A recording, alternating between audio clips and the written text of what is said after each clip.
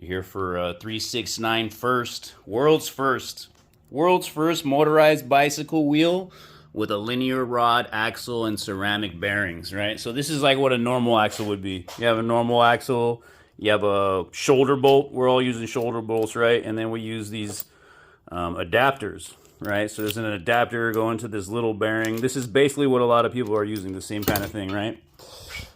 I went in, put proper size bearings, I put a linear axle in here, and I did all the spacing proper. So now it's a true linear axle.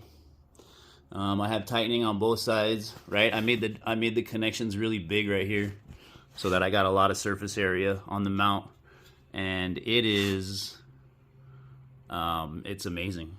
I've never seen anything so good. This is the best. And it took me a long time to do it. That's why I can be proud of it. This took me like, I don't know, 6 months. It took me piles of metal, all kinds of broken fucking parts. So yeah, I'm proud. I'm very proud. I have the first linear axle. Here, I'll take it apart and show you what it looks like inside. All right, so again, it's like a regular axle, right? I came in, I did an actual proper linear rod, right? Inside there's a linear rod. I made a spacer. I keyed these to key into the forks right here, right? So these lock into the forks so they can't spin.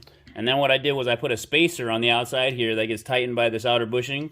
And that's what tightens onto here, right? So I have spacers on both sides. And this tightens. I'll show you what it looks like without...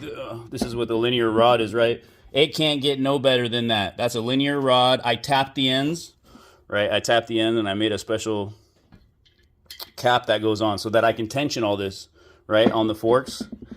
It is the smoothest wheel I have ever spun. It is insane.